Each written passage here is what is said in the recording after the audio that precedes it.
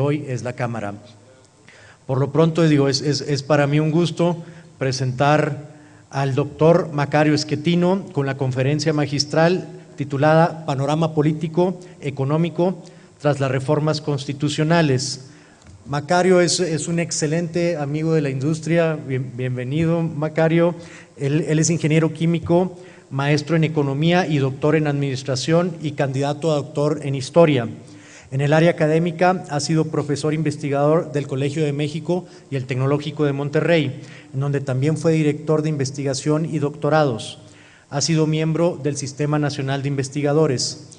En medios de comunicación ha sido articulista y columnista del Financiero y el Universal, en donde también fue director de negocios y coordinador de planeación. Participa en la mesa semanal Dinero y Poder en el Canal 11 y en el segmento En la Opinión de, en el noticiero con Joaquín López Dóriga. Es comentarista en radio de MBS. Ha sido coordinador general de planeación en el gobierno del Distrito Federal, así como asesor y consultor para asociaciones empresariales, partidos políticos y órdenes de gobierno. Macario, bienvenido a tu casa, Canieti.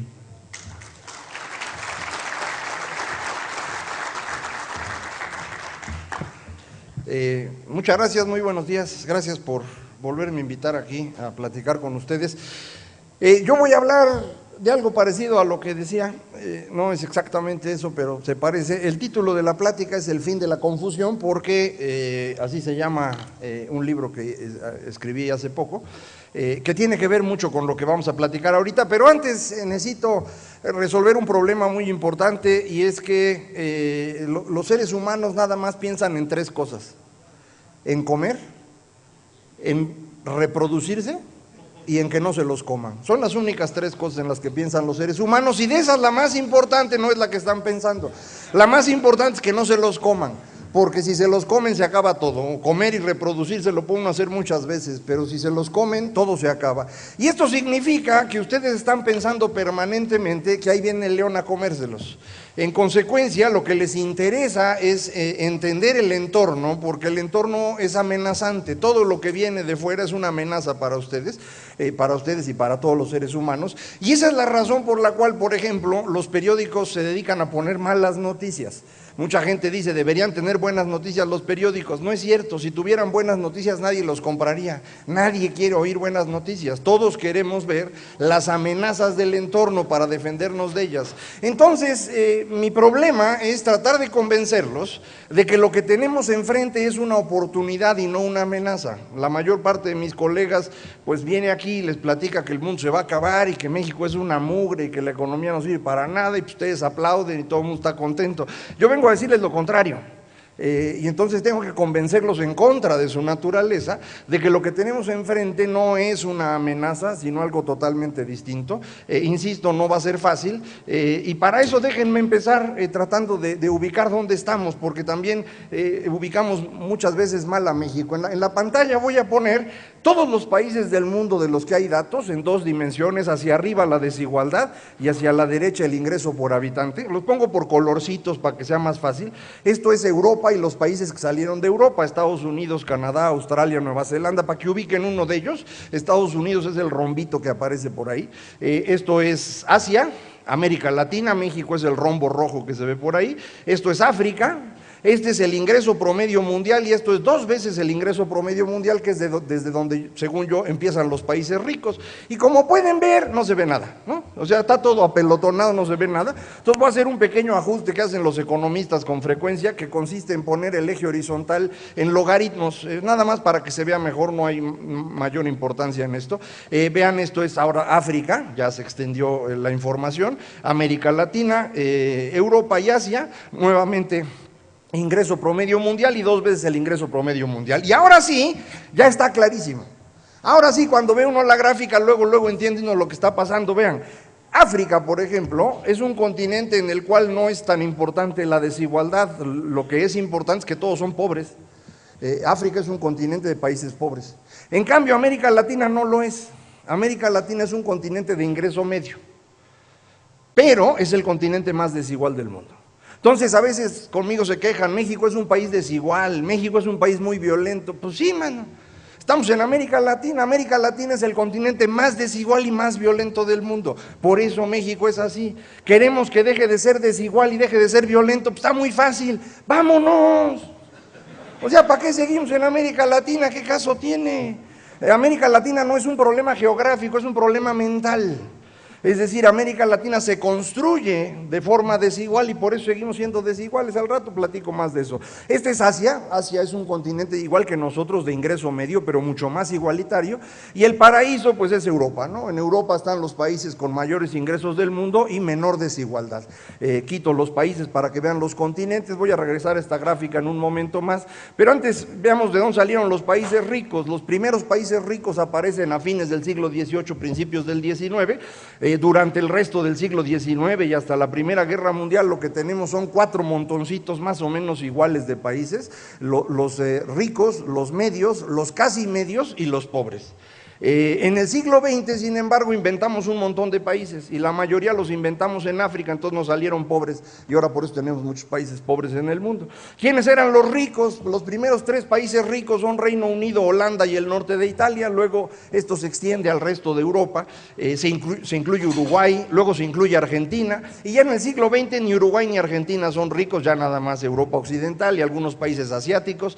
Para que ubiquen dónde está México, cuando nos independizamos éramos un país de ingreso casi medio, 50 años después éramos totalmente pobres, luego con Porfirio nos empezamos a componer, ya casi nos hacíamos ricos y que llega la revolución y ahí va para atrás otra vez y ahí estamos en ingreso medio. Es el comportamiento de México en los últimos 200 años y estos son los países ubicados en el mapa de acuerdo a su nivel de ingreso. Los moraditos son los ricos, los azules son los de ingreso casi medio y los amarillos son ingreso casi medio. Los tuve que inventar para pues no dejar fuera a China y a Brasil.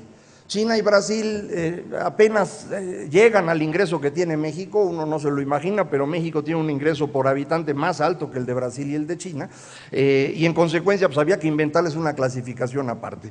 Imagínense cómo estaba China, ¿no? Que lleva 30 años creciendo de forma espectacular y ya casi llega a donde estamos nosotros. O sea, para que vean de dónde arrancó China, que no es cosa fácil. Esta recomposición del mundo está ocurriendo justo cuando el mundo se acaba. De hecho, hoy me acabo de enterar que hoy se acaba el mundo otra vez, pero ese no es el importante fueron los mayas. Sí se acabó el mundo en 2012. Ustedes no se dieron cuenta porque esperaban terremotos y erupciones y eso, pero así no se acaba el mundo. El mundo se acaba cuando las cosas que uno conoce desaparecen. Y está desapareciendo lo que conocíamos. Por ejemplo, en el siglo XX teníamos empleos, es decir, una cosa a la cual uno iba a trabajar 8 horas diarias, 5 días a la semana y tenía uno vacaciones, prestaciones, jubilación, etcétera. Esto ya no existe y ya no va a volver a existir, como ya varias veces lo he comentado con ustedes. Y para que lo vean más claro, estas son las horas trabajadas en los principales países del mundo. A fines del siglo XIX, las personas en los países más importantes del planeta trabajaban 3,000 horas al año. Ahora trabajan 1,500. Es decir, en el transcurso de los últimos 100 años, no solamente vivimos mucho mejor, comemos más, nos enfermamos menos, sino que además trabajamos la mitad del tiempo. Esto es el crecimiento, esta es la productividad, es el desarrollo tecnológico, la transformación es espectacular, es una cosa increíble. Pero esto significa un cambio absoluto en la forma de vida, porque si nada más se trabaja la mitad del tiempo, pues entonces hay un montón de tiempo libre. Y quienes se dedican a venderle al tiempo libre, entonces pueden vender lo que quieran. ¿Qué puede hacer una persona en su tiempo libre? Nada más 2 cosas, entretenerse o comunicarse. Entonces todos los que se dedican al entretenimiento y la comunicación pueden vender lo que quieran. Esa es la razón por la cual Twitter y Facebook han sido las empresas que más valor han agregado en los últimos años. Esta es la razón por la cual los deportistas ganan lo que ganan. Hace 40 años un beisbolista o un jugador de fútbol americano ganaba lo mismo que cualquier otra persona. Hoy un deportista profesional gana en millones de dólares. Y la razón es esta, hay mucho tiempo libre, la gente no tiene nada que hacer, prende la tele para ver el béisbol y entonces los beisbolistas pueden cobrar mucho más dinero. Es más, si ustedes se dedican a hacer telenovelas, pueden comprarse la casa que quieran, ¿se dan cuenta? Es cambio tecnológico. No todos los países del mundo han reducido su tiempo de trabajo a la misma velocidad. México es el país más trabajador del mundo. En México trabajamos 2,200 horas al año, en promedio 10 horas diarias. No producimos nada, pero trabajamos todo el tiempo, ¿no? Eso sin lugar a dudas. No nada más cambia la forma como nos ganamos la vida, cambia la manera como nos informamos. Antes usábamos periódico, radio, televisión, esto prácticamente está desapareciendo. Este es el rating de las 3 principales cadenas de televisión en Estados Unidos, ABC, CBS, NBC, que a inicios de los 80, entre las 3 cadenas cubrían el 50% del mercado estadounidense. Hoy, si suman las 3 cadenas más televisión por cable, apenas cubren el 20% del mercado.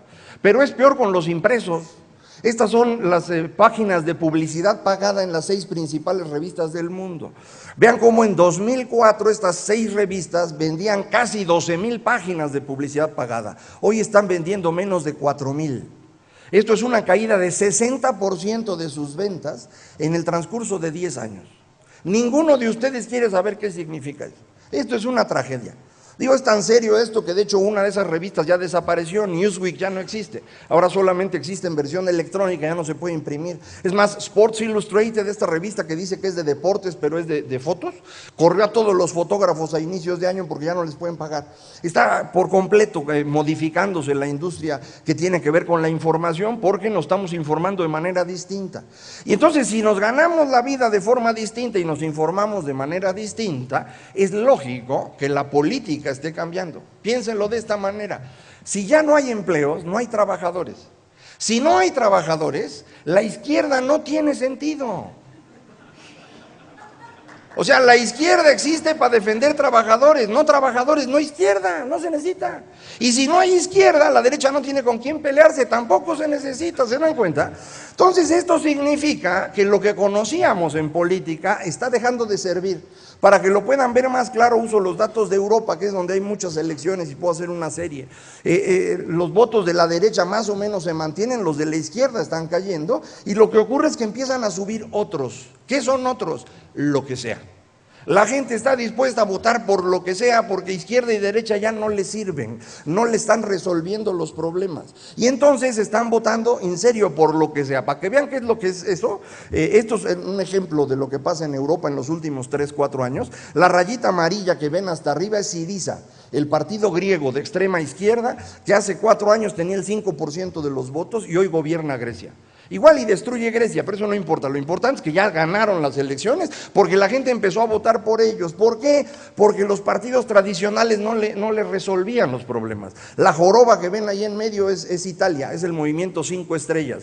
Es un movimiento político dirigido por un payaso de la televisión, cuya única oferta política es que se vayan todos. Y con eso tiene el 25% de los diputados en Italia. La rayita azul que ven ahí al final, ese es Podemos, un partido español de hace año y medio que se creó, que también lo dirige un payaso, no de la televisión, de la Complutense, pero es igual un payaso. Y lo que ellos ofrecen es que si llegan a ganar en España, van a gobernar España como Hugo Chávez gobernó Venezuela. Y aunque usted no lo crea, al inicio de este año estaban en primer lugar de intención de voto. Afortunadamente no hubo elecciones a inicios de año. Cuando hubo elecciones en España en mayo ya estaban en tercer lugar, y ahora que vienen las elecciones generales en diciembre, yo espero que este partido ya no sea muy importante, pero vean, la gente está dispuesta a votar por lo que sea. Por eso en México empezaron a votar por partidos pequeñitos que quién sabe qué son, o por independientes como el señor Javier Rodríguez, el Bronco, el que acaba de entrar allá Jaime Rodríguez, el Bronco que acaba de entrar allá en Nuevo León. ¿Por qué votan por un independiente? Pues porque quieren votar por lo que sea. Los partidos de izquierda defendían a los trabajadores, no izquierda. ¿Cuál es el problema del siglo XXI? Ya no es trabajadores contra empresarios, ese fue un problema del siglo XX. El problema del siglo XXI es jóvenes contra viejos. ¿Por qué? Porque los viejos sí tuvieron empleos, es decir, tuvieron empleos, tuvieron prestaciones, hoy tienen una pensión, pero nadie ahorró para pagar esa pensión. ¿De dónde se va a pagar? Se va a pagar de impuestos. ¿Quién va a pagar los impuestos? Los jóvenes que no tienen empleo, no tienen prestaciones, no van a tener pensión, tienen que pagar los impuestos para financiar la pensión de los viejos. Y los jóvenes dicen, yo no le entro mano. ¿Cómo le hago para no entrarle a eso? Pues voto por lo que sea. Y ese es el origen de la transformación que estamos viendo. Es decir, es una transformación global, no es un fenómeno de México. Voy a platicar más de eso al ratito cuando analicemos lo que está pasando en la política nacional, pero vean, está cambiando el mundo y estos cambios son distintos en países ricos y países que no lo son.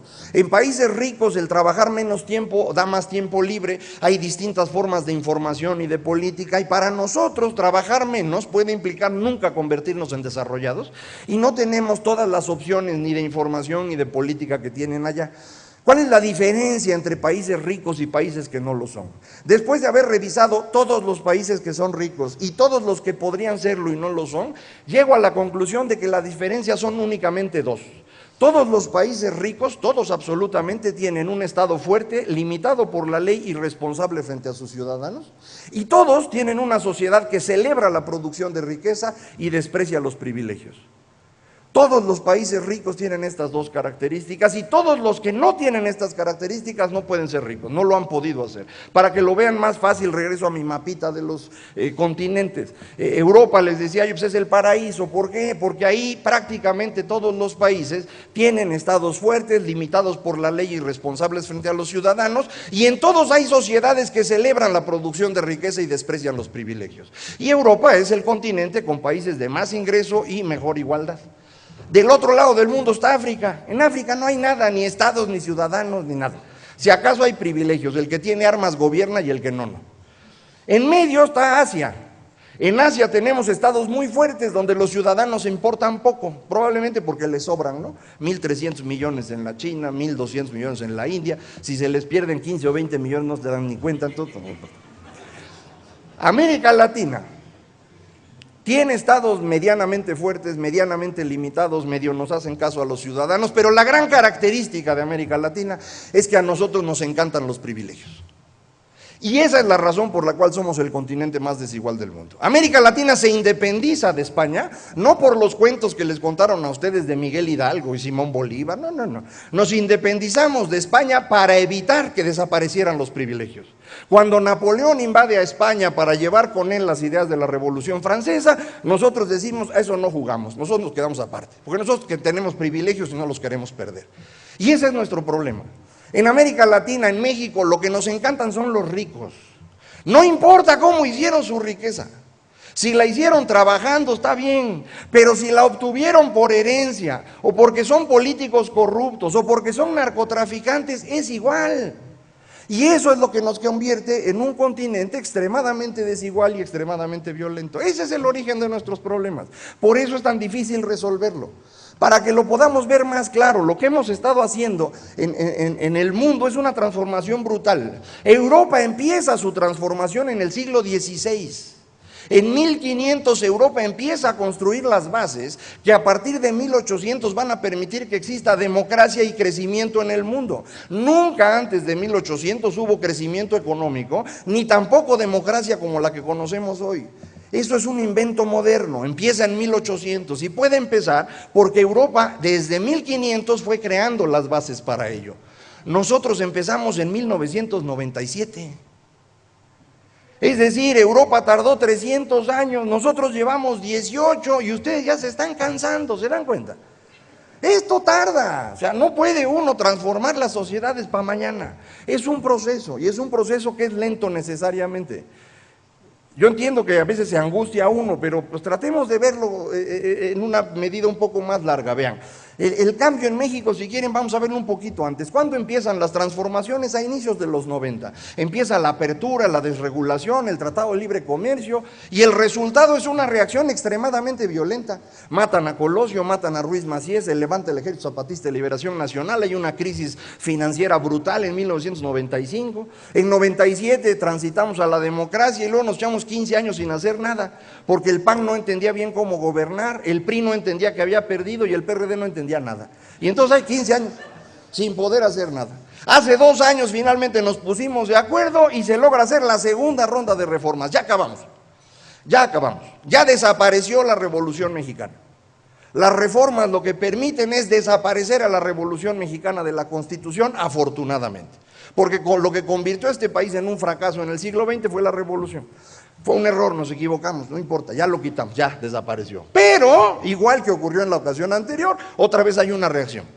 Mucho menos violenta que la de la vez pasada, pero sigue siendo una reacción, que es lo que ha complicado este último año de manera muy importante. Entonces, lo que estamos viviendo en México es una transformación incompleta, no hemos terminado todavía.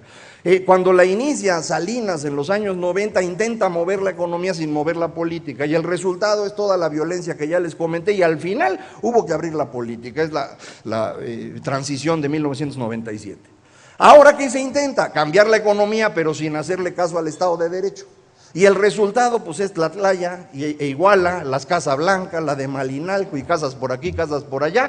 Y ni modo, tuvieron que hacerle caso a esto y modificar el tema de Estado de Derecho en serio, y se crea el Sistema Nacional Anticorrupción, que es una cosa espectacular, que creo que no le hemos dado la atención que merece. Entonces, estas son transformaciones en proceso, que no son fáciles. Lo que estamos viviendo en México es una lucha por el control del Estado. Y esto tiene lógica. En todas las sociedades modernas solamente hay un bandido: el Estado, que le quita a todo mundo 30% de su dinero, luego le da tantita educación, tantita salud, y lo que sobra va para el ganador. Entonces todo el mundo quiere estar en el Estado. Y aquí en México la disputa por el Estado es una disputa compleja. Por ejemplo, el crimen organizado. El crimen organizado no es narcotráfico, el narcotráfico es uno de sus negocios, pero el crimen organizado lo que intenta es sustituir al Estado, porque ese es un negociazo. Y entonces empiezan a cobrar impuestos a través de derecho de piso y extorsión, y empiezan a impartir justicia a través de asesinatos y secuestros, y lo que buscan es controlar el gobierno, y lo han logrado en Tamaulipas, y al menos en una buena parte en Michoacán y en partes de Guerrero. Pero además de ellos también hay otros grupos que quieren sustituir al Estado mexicano. Hay un grupo que quiere construir en México una república comunista. ¿Por qué alguien querría hacer una república comunista en el siglo XXI? No lo sé, pero eso quieren. Y están en Oaxaca y en Guerrero y en Estado de México. Son los que están atrás de la CENTE, son los que están atrás de los jóvenes de Ayotzinapa. Estos güeyes quieren construir una república comunista. No lo van a lograr, pero ahí van a estar joroba y joroba. Y hay políticos que viven de estarse colgando de esas cosas. Es decir, lo que tenemos de discusión en México es un tema de legitimidad. Durante todo el siglo XX, la legitimidad del Estado mexicano la daba la revolución. Los que habían ganado la Revolución Mexicana gobernaban México. Ahora ya no es así. Ahora gobierna quien gana la elección, pero eso no todos los mexicanos lo entienden bien. Y entonces por eso es tan complicado lo que estamos viviendo. Para mucha gente el señor Peña Nieto no es la persona que debe gobernar México. Bueno, miren, su opinión me tiene a mí sin cuidado. El señor ganó las elecciones y eso es lo que le da legitimidad, 6 años completos. Y los demás pues, aguanten vara, mano.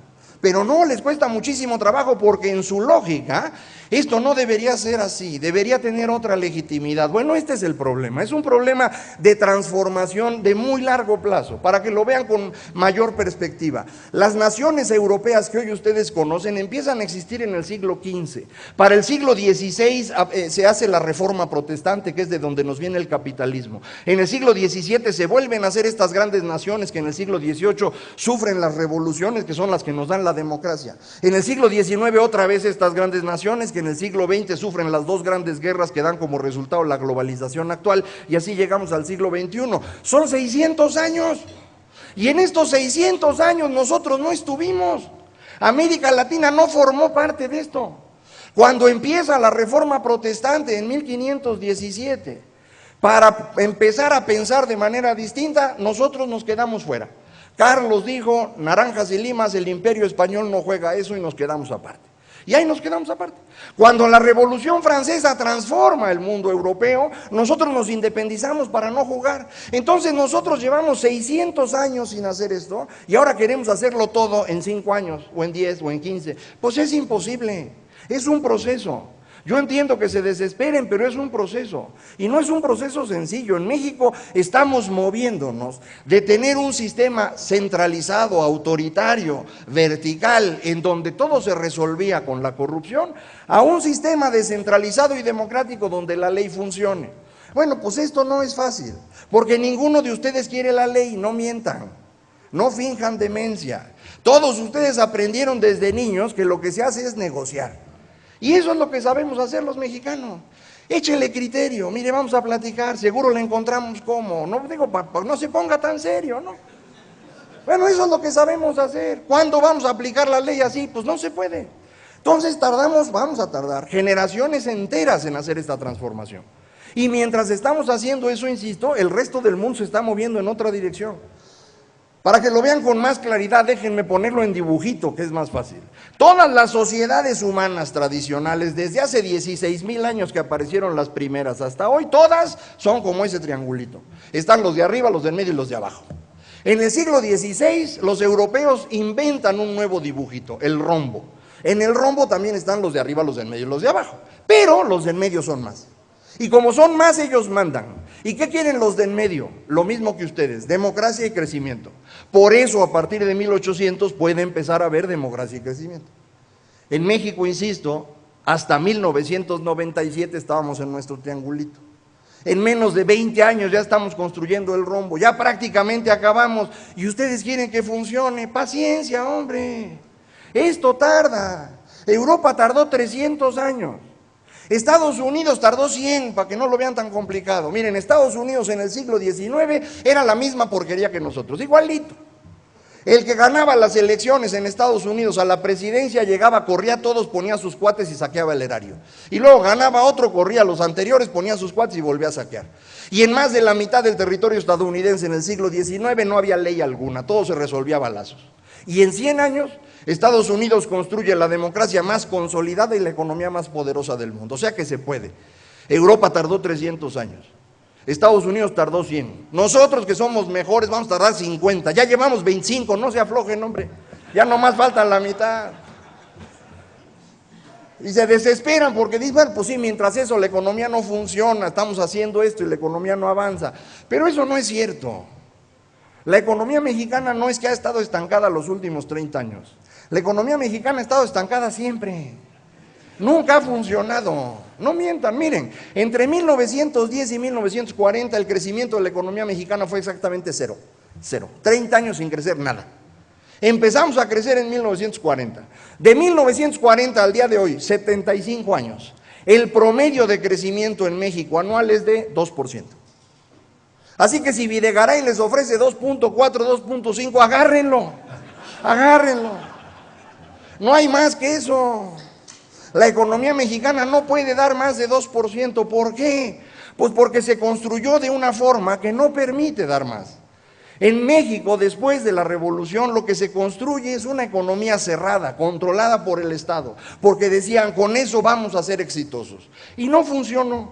¿Por qué no funcionó? Porque no funciona. No funcionó en México y no funcionó en ninguna parte del mundo. Todos los países que intentaron hacer lo mismo que nosotros, es decir, una economía cerrada y dirigida por el Estado, todos fracasaron. La Unión Soviética, China, Cuba, México, Brasil, Argentina, Egipto, Turquía, la India, Indonesia, el que ustedes gusten.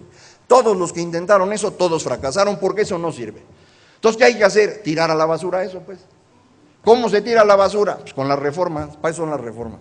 ¿De qué se tratan las reformas? De tirar a la basura ese sistema que no sirvió. ¿Qué hacen las reformas? Bueno, déjenme plantearles lo que hacen las reformas para ver si en todo junto se ve de una manera más clara. Lo primero que hicimos fue una reforma a la ley de amparo para equilibrar al Estado contra los particulares. Luego reformas en materia de capital humano, la laboral y la educativa, reformas en materia financiera, la fiscal, la financiera y la de lavado de dinero, reforma de competencia, de telecomunicaciones, energética, Código Nacional de Procedimientos Penales, nueva ley de transparencia, un sistema nacional anticorrupción, una nueva ley de derechos humanos. 12 reformas profundísimas en 18 meses. Nadie en el mundo ha hecho esto, nunca. Solo después de una revolución, un golpe de Estado hacen cosas de estas. Nosotros hicimos esto en 18 meses. Para comparar, vean Obama en Estados Unidos. 6 años gobernando, una reforma que a duras penas está pudiendo implementar. Nosotros en el primer año ahí van 12, 12. Y todo el mundo dice, pero no las van a implementar. No, todas están funcionando. La laboral, el último año crecimos 2% igual que siempre, pero generamos casi 1 millón de empleos. ¿Por qué? En parte porque el Seguro Social anda persiguiendo a todo el mundo, eso está claro, pero la otra mitad de ese crecimiento se debe a que la ley laboral ahora permite contratación mucho más flexible que antes. Hoy se puede contratar en México por horas o por temporadas, cosa que antes no se podía hacer, y está permitiendo generar empleos adicionales. La reforma educativa ya sirvió. El objetivo inicial de esta reforma educativa era controlar al sindicato y obligarlos a aceptar evaluaciones como mecanismo de trabajo. Ya se logró. Incluso con la gente de Oaxaca y Guerrero que no quería, ya está. La reforma financiera ya redujo la tasa de interés de créditos a empresas a la mitad en el transcurso del último año. Es más, yo contraté un crédito para mi empresa que no necesitaba porque estaba de oferta. ¿Serio? Me ofrecían un crédito para mi empresa con el poder de mi firma sin garantía alguna en 8.75% anual, por debajo de un crédito hipotecario. Eso no había pasado nunca en la historia de México, así que dije, yo voy a ser parte de la historia, quiero Milán. Ahora estoy buscando a ver qué hago con ese dinero, si a alguien se le ocurre algo, estoy a su disposición. La de telecomunicaciones. Ya no hay cobro de larga distancia, no les tengo que decir cuánto han bajado los costos de los paquetes porque todo el mundo se lo sabe. Hay tercera cadena de televisión, hay apagón analógico, el ingeniero Slim perdió 4,000 millones de dólares, el señor Azcárraga perdió 800 millones de dólares. ¿Qué más quieren? ¿Quieren verlos pedir limosna? No va a pasar, eso no va a pasar. La reforma energética, que todo el mundo se burla de la reforma energética porque en la primera licitación de la ronda 1 vendieron 2 bloques de 14 y dicen, pues no vendieron nada. Velo al revés, son los primeros 2 bloques que vendemos en 100 años y además se hizo de forma honesta, son 2 récords al mismo tiempo. ¿Se dan cuenta? El Sistema Nacional Anticorrupción, que eso creo que es importantísimo discutirlo. Ese no es lo que quería hacer ni Peña Nieto ni los partidos. Ellos traían la idea de un organismo anticorrupción, como dice ahí, pero ya no lo hicieron. ¿Por qué? Pues por la Casa Blanca y Malinalco y todas las demás casas, se dieron cuenta que si seguían con esto, que era una farsa, iban a meterse en un problema del que no podían salir. Y entonces el presidente acaba solicitándole a la sociedad civil, hagan el Sistema Nacional Anticorrupción. Y un grupo de organizaciones de la sociedad civil, coordinadas por el Centro de Estudios Espinosa Iglesias, fue la que construyó el Sistema Nacional Anticorrupción, y así como estaba prácticamente íntegro, fue votado por los senadores y diputados y aprobó. Lo único que modificaron es ajustarle tantito para que los primeros castigos no sean para ellos. Es decir, los que lo votaron más o menos la van a librar, los que siguen ya no. Y eso es importantísimo. Ahora vamos a poder controlar a los gobernadores, que es el principal problema de México. El presidente de la República no es un problema. Si ustedes insultan al presidente de la República, no pasa nada. Si alguien de ustedes no lo ha hecho, háganlo, se puede, no pasa nada. En cambio, si insultan a su gobernador, las cosas sí se complican. Si insultan a su gobernador en el norte, pierden negocios. Si insultan al gobernador de los estados del sur, los matan. Entonces, no es lo mismo. Hay que controlar a los gobernadores. El Sistema Nacional Anticorrupción va a ayudar muchísimo en eso, porque va a permitir, de hecho, ya se va a poder hacer, que la Auditoría Superior de la Federación revise las cuentas de todos los ingresos de los gobiernos estatales que van desde la Federación, que es 90% del dinero que tienen. Eso va a impedir lo que está ocurriendo hoy, el saqueo indiscriminado en los estados. Y si los gobernadores no pueden saquear los estados, pues ya no es negocio ser gobernador. Y entonces va a empezar a transformarse el sistema electoral que tenemos. Entonces, esto está avanzando, está funcionando, vamos en el camino correcto. Y estas reformas van a permitir que México crezca mucho más. Las reformas económicas le van a agregar 3 puntos más de crecimiento a la economía, según yo. Es decir, del 2% anual que hemos crecido en los últimos 75 años, ahora vamos a crecer al 5% anual por habitante, al menos por 15 años. ¿Cuándo va a empezar eso? Primero hay que acabar esta parte, que es en lo que estamos, es decir, necesitamos que empiece a funcionar el Sistema Nacional Anticorrupción y la Fiscalía Independiente y demás cosas, pero también necesitamos conseguir a ver quién va a trabajar, mano, porque, pues digo, para que el país crezca alguien tiene que trabajar y eso no es fácil. Vean bien esta gráfica, porque me costó mucho trabajo hacerla. Ahí están todas las entidades del país y la gente que trabaja en ellas, dividida por la forma de trabajo. Los que están de azul clarito son los trabajadores formales, los de azul más oscuros son formales que no tienen todas las prestaciones, luego viene gobierno, luego los informales y luego los campesinos de autoconsumo. Los únicos que generan riqueza son los primeros 2, en particular el primero. Todos los demás viven de la riqueza generada por estos.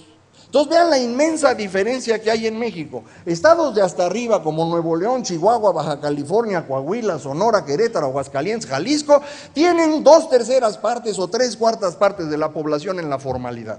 Y el resultado es que ellos sí crecen. Cuando digo vamos a crecer 5% anual, todo el mundo dice, ay, no es cierto. ¿Cómo no? Estos güeyes lo están haciendo. Nuevo León crece 5% anual desde hace 10 años. Querétaro creció 14, Aguascalientes creció 8. O sea, crecen más que China. Nuestro problema son los de aquí abajo. Vean el de hasta abajo, Guerrero. Solo 8% de la población económicamente activa en Guerrero es formal. De lo que ellos producen tienen que vivir todos. Resultado, viven en la miseria. Y lo mismo pasa con los que están juntito a ellos, Chiapas, Oaxaca, Hidalgo, Nayarit, Michoacán. Para que se vea más fácil en mapa, vean. Los estados de color verde y verde fuerte son los que tienen una proporción importante de formales. Los de color rojo son la tragedia. Y es Michoacán, Guerrero, Oaxaca y Chiapas. Y ahí está el problema de México. Ese es nuestro problema. Yo decía, hay una solución muy sencilla para esto, pero no me quieren hacer caso, hay que invadirlos. Hay que invadirlos, hay que obligarlos a hacer lo mismo que nosotros. ¿Por qué? Porque no podemos tener dos sistemas en el mismo país. Y el nuestro funciona mejor porque nosotros sí comemos y ellos no. Entonces, o hacen el mismo que nosotros, o váyanle llegando a Centroamérica, yo no tengo problema con eso, pero lo que no podemos permitir es que ellos se gobiernen de manera distinta. O sea, no entiendo por qué razón nosotros debemos aceptar que en Oaxaca haya usos y costumbres para elegir a más de 2/3 partes de los municipios. O por qué estamos permitiendo que en Guerrero gobiernen caciques que matan personas impunemente. Eso no lo podemos permitir. No me hacen caso, pero yo insisto, ese es el camino. Van a usar lo de las zonas económicas especiales que aparentemente lo que están buscando hacer es quitar esos terrenos al control del gobernador y ponérselos bajo control a un administrador de la zona económica. Vamos a ver si funciona, pero no podemos permitir esto, insisto. Vean, esto de hasta el final son los campesinos de autoconsumo. Los estados de color rojo, Guerrero, Oaxaca y Chiapas, tienen más de 1/3 de su población trabajando en el campo para su propio consumo. Eso es la miseria. Hay 6 millones, casi 6,5 millones de mexicanos trabajando de campesinos de autoconsumo. El ingreso promedio de estas personas es 700 pesos al mes. Eso es lo que pueden tener. Esa es la miseria. No podemos permitir esto. Pero esto ocurre porque esas entidades se siguen gobernando como en el siglo XVII. No hay manera de resolverlo si no transformamos la forma de gobierno. Y eso es lo que tenemos que hacer.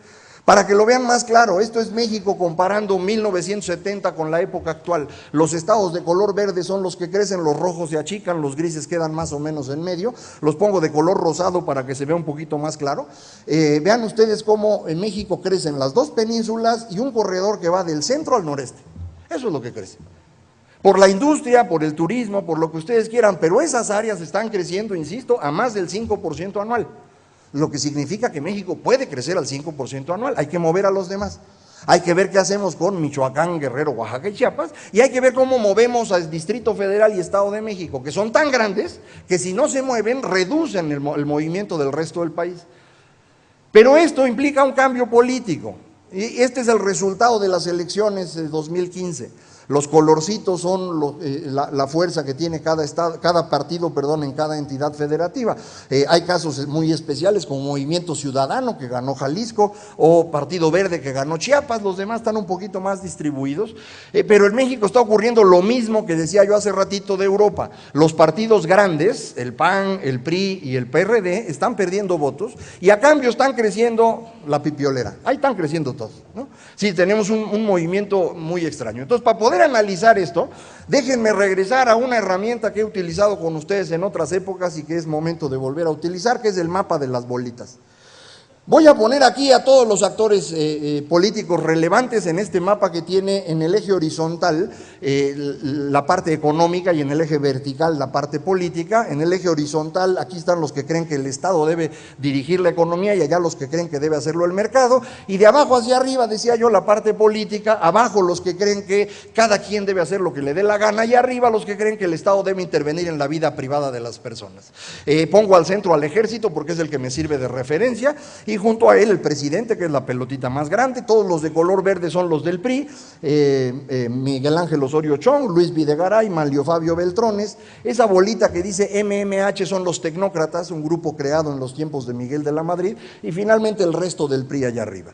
El PAN en 3 pelotitas, el grupo del Yunque, como se llamaba, el grupo de los calderonistas y X, los demás. Estoy hablando de 2012, justamente cuando tuvimos, momento después de la elección presidencial. presidencial. De color rojo, los que izquierda radical y organizaciones campesinas, con eso no se puede hablar, es a balazos, son los que les decía, pero no tienen mucha importancia. El grupo de la Unión Nacional de Trabajadores, que es el grupo sindical más importante que hay en México. Nueva Alianza, acuérdense que todavía no metían al bote al Bester, entonces todavía existía esto como un actor político. Andrés Manuel, el PRD tenía dos grandes grupos, Marcelo Ebrard, ahora exiliado en Francia, y los Chuchos o Nueva Izquierda. Los empresarios en tres pelotitas, Slim es una pelotita él solo, luego todos los demás empresarios, finalmente los financieros, y la Santa Madre Iglesia Católica, Apostólica y Romana en tres pelotitas. Esto es el mapa político que teníamos inmediatamente después de la elección de 2012. ¿Qué ocurre? Pues se organiza el Pacto por México. ¿Qué es el Pacto por México? Esto. Este es el Pacto por México. Y allá dentro de ese Pacto por México hay 90% del poder político de este país. Y esa es la razón por la cual pueden hacer las reformas, porque las reformas significan una transformación brutal que le cuesta a muchísima gente. Muchas personas están enojadas por las reformas. Por ejemplo, el ingeniero Slim está enojado, y Azcárraga está enojado, y el sindicato de maestros, y el sindicato de petroleros, todos están enojados. ¿Por qué se pudieron hacer las reformas? Porque ahí estaba el 90% del poder político. Esa es la razón. Y eso es una cosa que ocurre muy rara vez. Gracias a ese poder político pudieron jalar a los empresarios, y nuestra gran duda en ese momento es si la orientación finalmente del gobierno de Peña Nieto iba a ser a las reformas en serio o el regreso al viejo PRI. Creo que ahora ya no hay duda que se movió en la dirección de las reformas. Pero déjenme ahora tratar de analizar esto de una manera un poco distinta. ¿Qué pasa después del pacto? Pues lo primero que pasa después del pacto es que cambian los empresarios en dos pelotitas, los empresarios de verdad y los que andan buscando privilegios. Así los voy a poner nada más para dividirlos. La iglesia pierde un poco de poder, desaparecen Marcelo, el Baester y demás. Andrés Manuel logra comerse a varios de estos, incluyendo un cacho del PRI para construir Morena, por eso ahora es de color moradito, y ahí están sus aliados. El presidente empieza a hacerse chiquito porque ya va el camino de la sucesión. Videgaray y los tecnócratas se convierten en una sola pelotita, y Manlio y el resto del PRI en otra pelotita. Y eso es lo que tenemos en términos del PRI. En el PAN tenemos 4 pelotitas, el grupo calderonista más chiquito, el Yunque más o menos, y 2 grupos. Ricardo Anaya, el nuevo presidente del PAN, que es el que en este momento creo yo tiene el mayor poder al interior de esa institución, y esta pelotita de acá es el gobernador de Puebla, Moreno Valle, que es uno de los potenciales candidatos de ese partido para la presidencia. Así es como estamos. El PRD se vuelve nube, ¿no? Está en camino de evaporarse, entonces ya se puso color nube. Y aparecen actores que no existían, que son los independientes, vean. Afortunadamente salieron por orden alfabético. A es Alfaro, que va con Movimiento Ciudadano. B es el Bronco. C es Cloutier y Z son todos los demás. Ya están. Esto, sin embargo, decía yo al inicio de la plática, no se debe hacer, porque ya no hay derecha e izquierda. Entonces necesito modificar esto. Antes de modificarlo, ¿cómo quedaron en las votaciones? La izquierda tuvo 28%, el PRI y secuaces 40% y el PAN 24%. Así quedaron ahorita. Voy a modificar el mapa. Me voy a mover al mapa del siglo XXI. ¿Cómo lo voy a hacer? Pues primero lo voy a poner de color verde. ¿Por qué? Porque es el color que se veía más bonito. Y ahora voy a cambiar los ejes, vean. Ahora voy a medir en el eje horizontal creencias contra incertidumbre. Es decir, los partidos políticos apelan a las creencias de las personas o les ofrecen moverse hacia la incertidumbre. Y esa es una definición clarísima de cómo actúan los partidos en este momento. Todos los que apelan a las creencias de las personas se van a mover en esta dirección. Y hacia abajo y hacia arriba lo que voy a poner es los que están creyendo en las instituciones y los que están movilizando una protesta contra las instituciones. En el caso extremo allá arriba sería la falta de reglas por completo. Entonces déjenme mover a todos los actores políticos sobre este nuevo mapa. Primero, el ejército es un lugar institucional, muevo a los empresarios, ahora sí claramente diferenciados, los que están arriesgando y por eso están hacia el lado de la incertidumbre y los que están viviendo de privilegios. La iglesia, que suele estar de este lado de acá. El PAN, muevo todas las pelotitas del PAN también, ahora muevo al PRI, vean dónde se ubican estos. El PRD se mueve en esta dirección y los independientes de esta forma. Esta es la parte como tenemos a México ahorita. ¿Qué significa esto? Déjenme ponerles nombres a los espacios. estos espacios son muy interesantes. El espacio de allá arriba, donde hay incertidumbre y no hay reglas, es la anarquía. Ese no es un buen lugar. El de allá abajo, donde hay incertidumbre e instituciones, es la democracia. La democracia en serio, la democracia es incertidumbre, pero con reglas. Este lado de acá es un lugar en el que hay instituciones, pero con base en creencias. Esto es el México del siglo XX, este es el viejo PRI, si quieren, el nacionalismo revolucionario. Y eso de allá arriba es el espacio de las creencias, pero donde uno finge estar fuera de las reglas. Ese es el espacio de la demagogia. O si lo quieren poner en términos que se han usado últimamente, o la serie que estoy escribiendo ahorita en el Financiero, es el populismo. Ese es el espacio. Entonces, vean qué interesante, porque esto que está dentro del área roja son todos los que no quieren que las reformas continúen. Y los que están fuera son los que sí quieren que las reformas continúen. ¿Qué va a pasar en las próximas elecciones? No tengo la más remota idea, pero vean, lo que pasó en las últimas elecciones son estas votaciones. Allá adentro, el grupo de Andrés Manuel está en 9%, el Movimiento Ciudadano en 7%, el PRD consiguió 12%, yo estimo que este grupo del PAN vale 5 puntos y hay otros 3 puntos perdidos en distintos grupos chiquitos. Y allá afuera, entre el PRI y sus seguidores y la parte más grande del PAN, allá hay 60% del voto. Entonces, ¿qué es lo que creo yo que va a pasar para 2018? Que ese segmento es el que va a ganar la elección. Pero vamos a tener un montón de cosas aquí. Esto es lo que va a llamar la atención, pero allá van a ganar la elección. Es decir, si hoy hubiera que apostar quién gana la elección en 2018, va a ganar el PRI. ¿Por qué? Porque es el que está en mejores condiciones para lograrlo. El PRD está hecho una nubecita y probablemente se lo lleve el demonio en el transcurso de los próximos años. Y el PAN no está en condiciones de tener un candidato competitivo visto hoy. A lo mejor en un año esto es distinto, pero visto hoy no hay. Entonces esa es la circunstancia.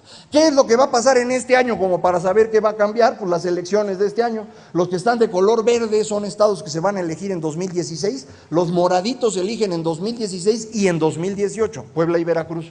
En 2017 son los 3 amarillitos y en 2018 les decía, es una votación muy grande. Jalisco, Estado de México, Distrito Federal, Puebla, Veracruz y 3 estados del sureste. Es lo que vamos a tener. Entonces, ¿qué está pasando en México? Bueno, lo que está pasando es una cosa espectacular. Estamos haciendo la transformación justo cuando había que hacerla. Tenemos una espectacular ventana de oportunidad, porque justamente ahorita todo el mundo se está yendo al demonio y nosotros no. Es decir, China está prácticamente sin crecer, probablemente China esté creciendo 4% anual en este momento, Brasil tiene una recesión de 3%, Rusia anda en menos 6%. No hay país en el mundo en donde valga la pena invertir hoy más que en México. Así como ven, todos los demás están peor. Imagínense cómo estamos. Pero la ventana de oportunidad es todavía mayor, para que la puedan ver. Las 15 economías más grandes del mundo desde 1960. Para que no se pierdan viendo letritas, le voy a poner colores. Estados Unidos fue la economía más grande del mundo durante todo este periodo. Alemania, que era el segundo lugar, ya anda por el quinto. Japón la sustituyó en segundo lugar y ahora anda en cuarto. Y China, que es la que se fue acercando y ahora está en primer lugar. Pero más importante para nosotros allá abajo, México y Brasil, vean. Ahí nos vamos rebasando, ¿no? Y en los últimos años, ¡pum!, a Brasil le fue muy bien. Y entonces vinieron y se burlaron de nosotros, ¿no? Todo el mundo lo vio, venían los brasileños, ellos sí saben, las empresas traían directivos brasileños. Ha llegado el momento de la venganza. Merecida venganza. Pues es que vinieron a burlarse, ustedes hubieran venido en buena onda, pero no, vinieron a burlarse, nunca nos han querido. Bueno, ahora sí, cada vez que encuentren un brasileño, con todo afecto le preguntan, oye hermano, ¿cómo están las cosas por allá? Nada más. Y ahí se sientan a verlo llorar 2 horas, no pasa nada. Pero Brasil está mal ahorita, pero va a ser peor, déjenles doy los datos. ¿Se acuerdan de la explosión demográfica? ¿Se acuerdan que íbamos a ser tantos seres humanos que no iba a alcanzar la comida? Bueno, no fue cierto. No solo no es cierto, ya se nos está acabando la gente. Esta es la población en edad de trabajar en distintos países, esos 2 que ven ahí son Alemania y Japón, vean, para abajo, completito. Y lo mismo pasa en Italia y en Rusia, peor, en China y en Brasil. Antes, esto es África, vean, son los únicos lugares donde crece la población, no sé para qué, porque ahí no hay trabajo, pero bueno, ahí hay muchos. Y este es China y Brasil, vean. Es una cosa espectacular. China arrancó este año con 750 millones de trabajadores, la mayor cantidad de trabajadores en toda su historia, pasada y futura. No va a haber más. A partir de este año, China pierde entre 5 y 10 millones de trabajadores cada año por problemas de edad. Entre 5 y 10 millones de trabajadores cada año durante los siguientes 15. Eso es el equivalente a la economía estadounidense. Eso es lo que va a perder China en los próximos 15 años. Hoy no tiene el tamaño de Estados Unidos, va a perder una fuerza laboral equivalente a la estadounidense. ¿Qué va a pasar con China? Que no vuelve a crecer, al menos en 15 años. Y peor, Brasil. Yo no lo sabía hasta que hice los datos, dije, no puede ser, los hice 3 veces, dije, debo estar equivocado. Si Brasil es América Latina, es guapachoso, jacarandoso, se deben reproducir. No, yo no sé qué hacen, pero no se reproducen. A partir del año 2000, la tasa de fecundidad en Brasil es inferior a 2.1 hijos por mujer, que esa es la cantidad mínima para mantener la población, lo cual significa que en 2017-2018 empiezan a tener menos población en edad de trabajar. Entonces, Brasil va a estar en recesión de aquí a 2017 y de 2017 en adelante no va a tener gente para trabajar, pero sí va a tener pensiones que pagar similares a las europeas. Brasil no vuelve a crecer en 15 años. Es una tragedia para ellos, yo realmente sí me parece un exceso, yo con 1 o 2 años que se estancaran estaba yo contento, pero yo qué culpa tengo. ¿Quiénes van a crecer? Pues van a crecer países como México y Estados Unidos. Y esto cambia las cosas por completo, vean, este es el crecimiento en todos los países grandes del mundo, los puse por continente, la rayita café es el crecimiento de la población en edad de trabajar, la rayita amarilla el crecimiento por cada una de esas personas que trabajan. Esto fue la primera década del siglo XXI. Vean la segunda década lo que ocurre, ¡fum! Es la que estamos hoy, está pasando ahorita. ¿Qué va a pasar en la próxima? Peor más, ¡fum! Más para acá. Entonces va a cambiar el orden de las economías. Y ese orden va a cambiar de una manera muy interesante. Estados Unidos va a regresar a ser el primer país del mundo. En 2 años, no, 3 años, no sé, pero va a regresar. ¿Por qué? Porque Estados Unidos es una economía continuamente creciente, mientras que China empieza un proceso de contracción. Y entonces China se va haciendo más chiquito. ¿Qué tan chiquito? No mucho, es un paisote. Va a ser la segunda economía, sigue siendo una cosa importantísima. Pero otra vez, para nosotros, lo relevante, México contra Brasil, vean. México alcanza a Brasil en el transcurso de esta década y en la próxima México supera a Brasil para convertirse en la 7ª economía más grande del mundo. Y todo eso, aunque ustedes no quieran. O sea, no importa lo que opinen, ¿sí? Eso va a pasar. Existe la posibilidad de que ustedes trabajen y seamos la 6ª, pero es una apuesta muy riesgosa, yo no la voy a tomar, lo dejo en la 6ª. Entonces, vean, México está en el continente más desigual y más violento del mundo. Eso explica buena parte de nuestros problemas. Es un problema histórico, lo construimos con América Latina e insisto, saliéndonos de América Latina esto se resuelve. Y salirse de América Latina es un asunto mental, no es un asunto geográfico. Vivimos en un mundo extraordinariamente dinámico, que es lo que además nos pone muy nerviosos, pero México ya le falta muy poquito para terminar. Ya hicimos casi todo lo que necesitábamos, nos faltan 3 cosas. Fortalecer el Estado, limitar el Estado y construir la mentalidad productiva. Fortalecer el Estado significa gastar mucho más en seguridad y defensa. México gasta en seguridad y defensa, incluyendo policías, poder judicial, procuradurías, etcétera, 1.3% del PIB. Países como nosotros gastan 5% del PIB.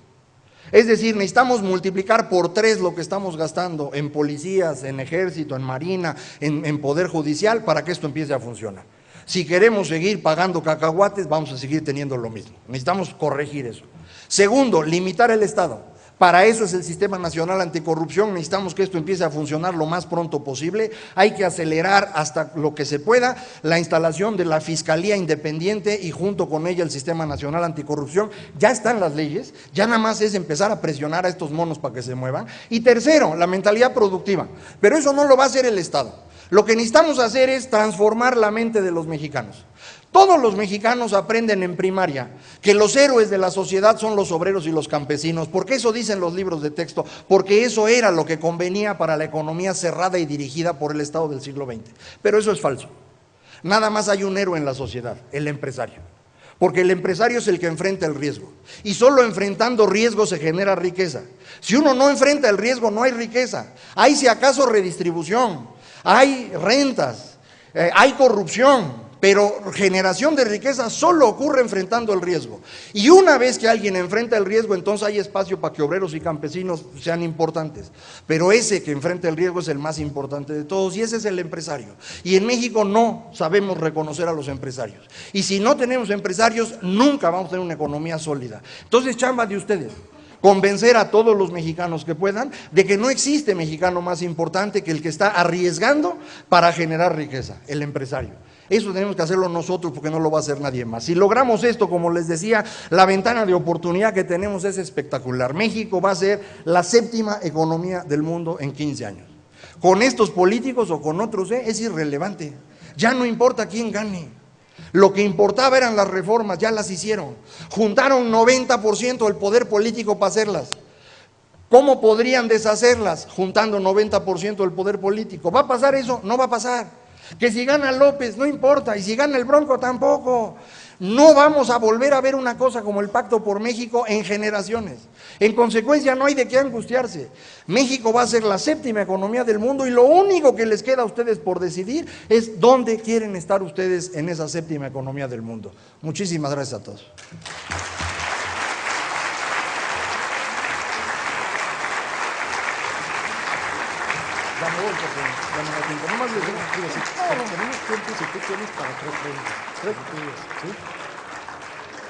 Gracias. Muchísimas gracias, Macario, muchísimas gracias por tu exposición.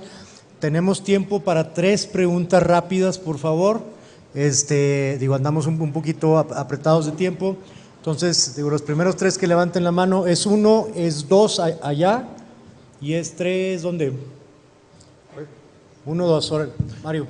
Macario, buenos días, estupenda presentación como siempre. Gracias. Me llamó la atención tu apuesta para el PRI para el 2018. ¿A quiénes ves como candidatos competitivos del PRI en el 18? No es que yo le apueste al PRI, es que eso es lo que en este momento se puede ver, ¿no? Sí, Lo que parece. O sea, sí, lo que parecería. ¿Quiénes son candidatos viables? Bueno, pues hay varios, pero me parece que el segmento viable es el segmento de Videgaray. No exactamente Videgaray, junto con Videgaray está el señor Miz, que es ahora secretario de Desarrollo Social, y está Aurelio Nuño, secretario de Educación Pública. Los 3 forman parte, digamos, del mismo equipo. Ese equipo es el que veo yo más sólido, sobre todo porque el personaje político más importante en México después del presidente es Manlio Fabio Beltrones. Y en mi opinión, Manlio Fabio Beltrones va a optar por el papel que ha estado desempeñando exitosamente en los últimos 15 años, que es, en inglés, Kingmaker. Entonces, pues yo creo que él va a estar negociando ese proceso y eso le va a permitir seguir siendo un personaje importantísimo sin arriesgarse a perderlo todo queriendo ser presidente, cosa que probablemente no tendría mucho sentido, y él es una persona inteligente, creo que para allá va. Ahora sí, el segundo, pues sí, se va a enojar aquí el señor subsecretario y me corre. Bien, muchas gracias. Muchas gracias por la plática, la verdad es que un tema muy complejo, pero bastante bien explicado, muy claro, gracias.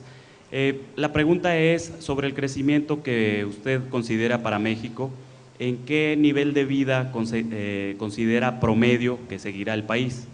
Hay quienes consideramos que la manufactura no nos da un nivel de vida o de un nivel de educación, ¿no?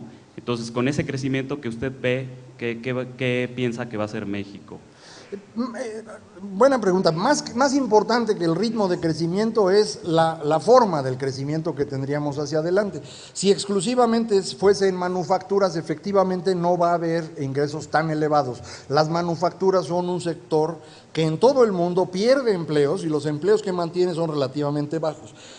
Fuera de las manufacturas ya nada más hay un solo movimiento hacia servicios, en donde hay 2 áreas. Los servicios tradicionales normalitos, que pueden ser los que le llaman Mac Jobs en Estados Unidos, ¿no? Trabajar en autoservicios o cosas por el estilo, que tienen ingresos muy bajos, y los servicios de alto contenido informático, que son estos. Entonces, mientras más rápido crezca esto, mucho más ingreso disponible para los demás. Ahí, en mi opinión, una entidad que debería haberse movido mucho más rápido y ha sido, creo yo, ineficiente, es el Distrito Federal. El Distrito Federal tiene la mayor densidad de conocimiento en México. Acá debíamos habernos movido hace 10 años ya a ese tipo de desarrollos. Yo no lo veo. Entonces creo que están hechos bolas con coordinar a sus taxistas piratas de un lado y al mismo tiempo querer desarrollar la economía. Eso no se puede. Entonces, creo que se han fracasado en esa dirección, pero ese sería el camino, ¿no? ¿Había una más o ya me voy? A la 1, a las 2, a las 3, muchas gracias a todos, ya me voy. Ya, está, rápido, pregunta. ¡Bórale! Me corren. Gracias, muy inspiracional. ¿Qué podemos hacer desde nuestro lugar para acelerar el fortalecimiento del derecho de Estado? Yo creo que hay dos cosas que hay que hacer, que son importantes, bueno, tres. Una importantísima, voy a insistir, es necesitamos hacer una cruzada en México a favor de los empresarios. Es importantísimo, porque en México aprendemos desde niños que los empresarios son malos. Entonces luego cuando son grandes, ¿cómo los haces empresarios y en el fondo de su panza sienten que están haciendo algo pecaminoso? Entonces, primera cosa importantísima. Segunda, necesitamos arrear al gobierno para que vaya lo más rápido posible el Sistema Nacional Anticorrupción y la Fiscalía Independiente, eso es importantísimo. Y tercero, pero eso sí está bien difícil, podrían incluso ustedes empezar a cumplir leyes. Yo sé que está difícil, pero a lo mejor lo pueden intentar nomás para ver cómo se siente y eso. Y empezamos a dar ejemplo, ¿no? Eso podría ser una buena idea. Muchísimas gracias a todos, muy buenos días.